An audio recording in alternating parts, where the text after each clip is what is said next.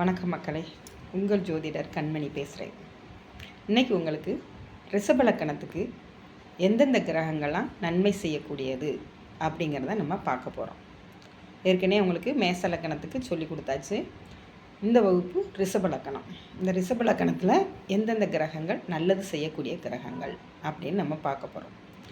இந்த ரிஷபலக்கணத்துக்கு சூரியன், புதன், சனி இவங்க 3 பேரும் நல்லது செய்யக்கூடிய கிரகங்கள். நல்லது செய்யக்கூடியங்கன்னா இவங்க சுபர்கள். சனி ஒருவனே ராஜயோகத்தை கொடுக்கக்கூடியவன்.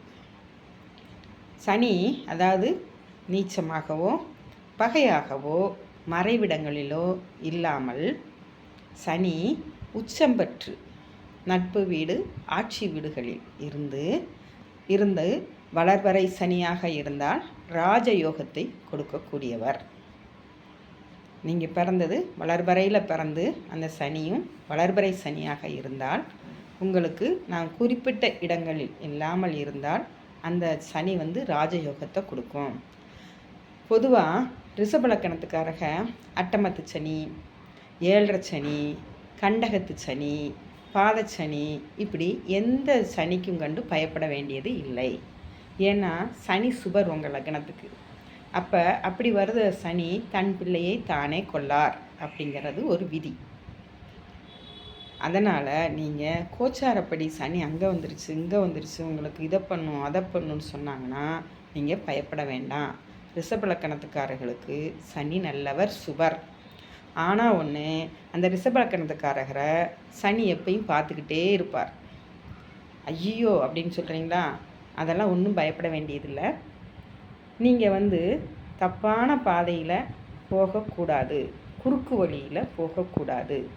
நேர்மையான வழியில் நடந்தீங்க அப்படின்னீங்கன்னா உங்களை சனி எல்லா ராஜயோகத்தையும் கொடுத்து உங்களை உச்சாணி கொம்பில் உட்கார வைப்பார்.